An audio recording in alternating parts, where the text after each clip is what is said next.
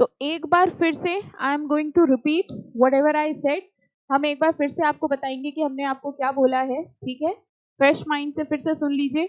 मैंने आपको ये बताया कि एक कंफ्यूजन जो सबके माइंड में है वो ये है कि how to plan the studies, क्योंकि अगर हम लोग टाइम देखें 25 अप्रैल से अगर हम लोग बात करते हैं तो 25 अप्रैल से 31 मई, इसमें आपके 10 डेज जाएंगे बीकॉम एग्जाम्स के लिए। जिनका भी ग्रेजुएशन एग्जाम है उनके 10 दिन इसमें जाएंगे। मैंने वो 10-15 दिन भी हटा दिए और मैंने एक टारगेट लिया है 25 डेज का।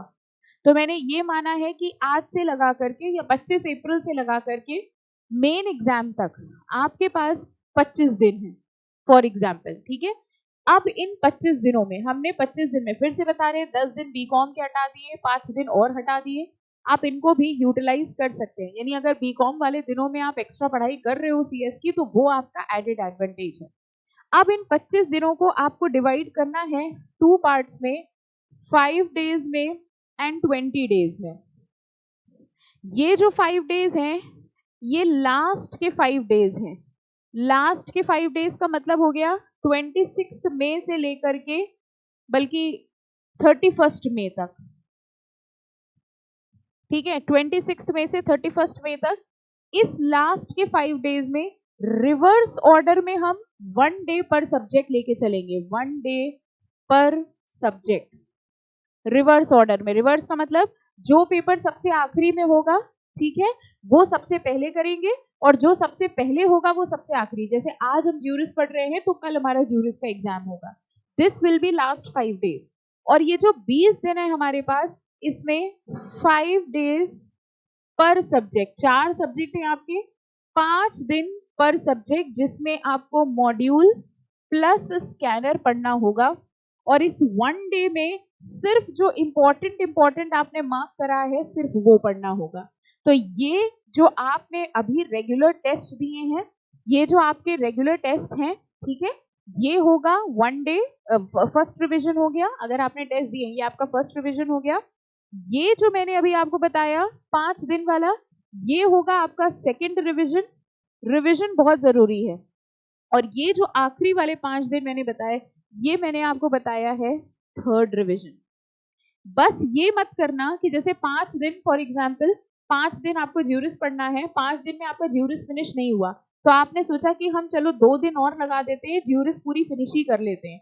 ऐसा मत करना। अगर आपने 5 दिन लिए हैं तो दुनिया एक तरफ हो जाए, रात सुबह हो जाए, सुबह रात हो जाए, कुछ भी हो जाए, लेकिन आपको 5 दिन में ज्यूरिस फिनिश करनी है। फिर भी अगर कुछ रह जाता है छोड़ दो, क्योंकि अगर आपने एक दिन भी एक्स्ट्रा लिया तो आपने टैक्स या कंपनी लॉ या एसबीईसी का एक दिन लिया। अल्टीमेटली आपकी पूरी स्ट्रेटजी गड़बड़ा जाएगी अगर आपने ये 5 दिन में से एक भी दिन एक्स्ट्रा लिया। अगर ज्यूरिस कंप्लीट करने के चक्कर में आपने कहा नहीं हम कंप्लीट ही कर लेते हैं, भले एक दिन और लग जाए, तो ध्यान रखना बाकी किसी सब्जेक्ट में आप एक दिन कम करोगे और अल्टीमेटली आप पैनिक कर जाओगे। ज्यूरिस तो फिर भी जल्दी हो जाएगा, tax and company law will take time. बल्कि कोशिश ये करो ज्यूरिस 4 दिन में फिनिश कर लो, एसबीईसी 4 दिन में फिनिश कर लो, ताकि टैक्स और कंपनी लॉ को 6 और 6 दिन दे सको। अगर ऐसा हो जाए तो बहुत अच्छी बात है, ठीक है, फाइन। तो इसलिए you know we are doing this, इसलिए मैंने आपको ये स्ट्रेटजी बताई है। एक डाउट आया है हम ऐसे ही 5 चैप्टर वाली स्ट्रेटजी सब सब्जेक्ट में, हाँ बिल्कुल यूज कर सकते हैं, हाँ बिल्कुल यूज कर सकते हैं। इसके बाद मैंने आपको बताया कि अब आपके पास ज्यूरिस में 5 दिन है, तो ज्यूरिस के 5 दिन में आप ऐसे कर सकते हो 5 चैप्टर्स पर डे, ठीक है। अब ज्यूरिस में तो नंबर ऑफ चैप्टर्स कम है तो आप 5 चैप्टर्स पर डे कर सकते हो। अगर आप कंपनी लॉ की बात करते हो, कंपनी लॉ में जो इंपॉर्टेंट चैप्टर्स हैं वो कर लो, लास्ट के लिए इजी वाले चैप्टर्स छोड़ो, बड़े चैप्टर लास्ट में करना। जैसे शेयर कैपिटल है, ठीक है, ऐसे जो बड़े चैप्टर्स हैं उनको लास्ट में करना, क्योंकि अगर आपने शेयर कैपिटल उठा लिया तो आप 2-3 दिन तक वही करते रह जाओगे, तो डोंट डू दैट, ठीक है। ऐसे करके आप कर सकते हो। कंपनी लॉ की भी स्ट्रेटजी बता दी, हाँ वही बता रहे बेटा, कंपनी लॉ ही बता रहे। तो आप ऐसे कर सकते हो कि पहले आपने पार्ट बी कर लिया, तो जैसे कंपनी लॉ में आपको 5 दिन में डिवाइड करना है, ठीक है, तो पहले दिन आपने कोशिश ये करी कि हमें पार्ट बी फिनिश करना है, ठीक है।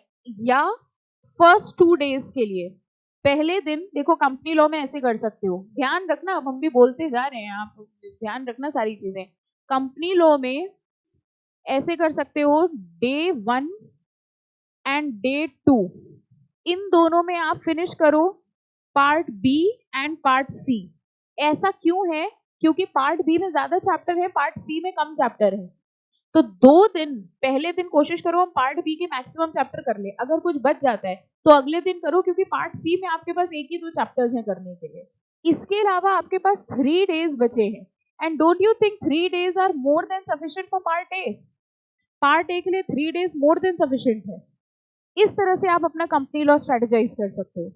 एसबीईसी भी इसी तरह से आप कर सकते हो कि भाई पार्ट सी, ठीक है, और पार्ट बी, पार्ट सी और पार्ट बी, अगर हम एसबीईसी की बात करते हैं तो एसबीईसी में पार्ट बी और पार्ट सी इनको कर लो 2 डेज में, और पार्ट ए को कर लो 3 डेज में, ठीक है। अगर आप टैक्स की बात करते हो, वैसे तो टैक्स का सर एक रिविजनली लेक्चर मैराथन लेने वाले हैं, शायद सबको अभी तक पता ही चल गया होगा।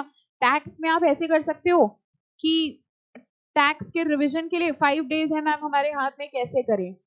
2 days GST, 3 days income tax, ऐसे डिवाइड कर लो।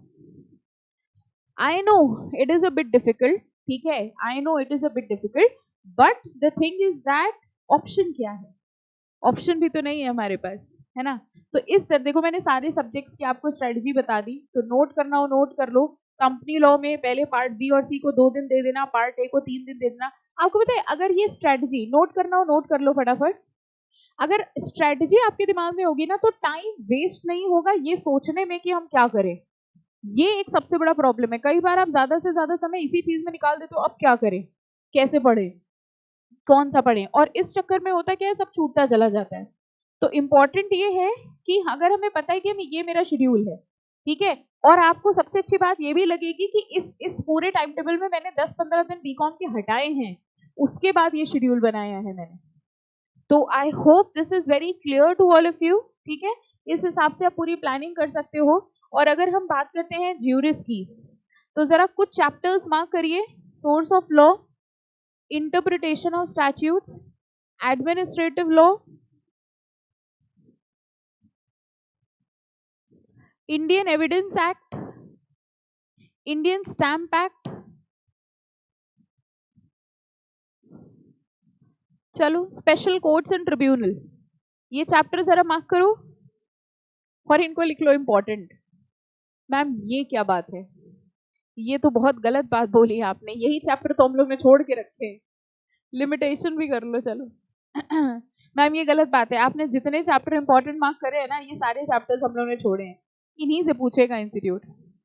और एक बात और बताएं आपको, अगर हम बात करते हैं कॉन्स्टिट्यूशन की, अगर हम बात करते हैं टॉर्ट्स की, अगर हम बात करते हैं सिविल प्रोसीजर, क्रिमिनल प्रोसीजर, बच्चों ये चैप्टर आते हैं आपको, बिलीव मी, क्योंकि आपने ये चैप्टर बहुत अच्छे से पढ़े हैं। यानी आप जो अपना रिविजन, हाँ एडमिनिस्ट्रेशन लॉ भी, आपने जो अपना रिवीजन शुरू करना है वो उन चैप्टर से शुरू करना है जो हमने येलो से हाईलाइट करे हैं। अब आप करेंगे गलती क्या पता है, ज्यूरिस आप रिवाइज करने बैठे, आप खोल के बैठ गए कॉन्स्टिट्यूशन ऑफ इंडिया, ठीक है, कॉन्स्टिट्यूशन ऑफ इंडिया अकेले ही। आर्बिट्रेशन भी इंपॉर्टेंट ही है, टेस्ट अनाउंस कर दिया, उसके लिए अभी प्रिपेयर कर लेना अच्छे से। आर्बिट्रेशन भी ठीक है, ठीक है, आप करोगे कि एक्चुअली आर्बिट्रेशन बड़ा चैप्टर है बहुत, ओके। ये चैप्टर्स जो है ना, सोर्स ऑफ लॉ, इंटरप्रिटेशन, ये चैप्टर जनरली बच्चे छोड़ के जाते हैं। छोटी सी चीज सोचो, इंस्टीट्यूट ऑलरेडी इंपॉर्टेंट चीजें पूछ चुका है और आपको भी बहुत अच्छे से आता है, आपको कॉन्स्टिट्यूशन बहुत अच्छे से आता है। अब आप रिवाइज करने बैठ गए टॉर्ट्स, और आप इसी में पूछोगे डैमनम साइन इंजूरिया ये होता है, इंजूरिया साइन डैमनम होता है, वो क्यों पढ़ रहे हो? जो आता है उसको लास्ट के लिए रखो ना। ज्यूरिस में सबसे पहले ये वाले चैप्टर्स कंप्लीट करना, source of law, interpretation, administrative law, limitation act, evidence act, special court, Indian stamp act. ये वो चैप्टर्स हैं जो आपको सबसे ज्यादा डर लग रहा है और आपने सोचा है कि इनको हम छोड़ के जाएंगे, और बच्चे पता है क्या करते हैं, इन्हीं को ही लास्ट में रिवाइज करते हैं। डोंट डू दैट, इनको सबसे पहले कंप्लीट करना। फर्स्ट 2 डेज ये chapter, last 3 days remaining chapter. बाकी चैप्टर की टेस्ट भी आपने अच्छे से दिए और आपको बहुत अच्छे से आते। तो उल्टा गेम खेलो जो इंस्टीट्यूट खेलता है, जो ऐसे चैप्टर्स हैं जो कम इंपॉर्टेंट दिखते हैं वो इंस्टीट्यूट की नजरों में इंपॉर्टेंट होते हैं, इसलिए वो ज्यादा पूछते हैं। So this was a very small strategy for Juris. I have also told you the roadmap, the planning. तो I hope थोड़ा सा टेंशन कम हुई होगी. Yes or no? अगर आप चाहो तो आप मेरी स्ट्रेटजी फॉलो कर सकते हो. अगर आपने खुद का कुछ प्लान बना रखा है तो you can very well go with that also. वैसे हम आपको बताएं कि हम तो इस फेवर में होते हैं कि आप एक एक सब्जेक्ट करके पढ़ो. मतलब जैसे एक दिन में 2 सब्जेक्ट उठा लिए, एक दिन में 3 सब्जेक्ट उठा लिए. ये स्ट्रेटजी वैसे ज्यादा बेटर है, लेकिन प्रॉब्लम पता है क्या है, आपके पास ज्यादा टाइम नहीं है. इस वजह से मुझे ये 5 डेज पर सब्जेक्ट वाली स्ट्रेटजी बनानी पड़ी. तो is anyone having any doubt? Yes. अच्छा, recording of this will also be available, right? हाँ, रिकॉर्डिंग अवेलेबल होगी इसकी. यस, रिकॉर्डिंग अवेलेबल होगी. नोट करने के लिए बोल रहे हो ना, तो नोट कर लेना आराम से. और अगर आप ऐसा कोई टाइम टेबल बना लेते हो ना, तो आपका माइंड जो है थोड़ा रिलैक्स हो जाता है, because now you have a road map in front of you कि हमें बस अब पढ़ना है. तो ये बस ध्यान रखना कि स्कैनर कंप्लीट करते चलना. स्कैनर के आंसर याद करने की जरूरत नहीं है, क्वेश्चन जरूर देख लेना कि अच्छा ये क्वेश्चंस आए हुए हैं. Anything else, anyone? अगर आपको चाहिए तो हम एक आध और लाइव सेशंस रख सकते हैं. I won't mind. जो भी सजेशंस हो प्लीज डू टेल मी.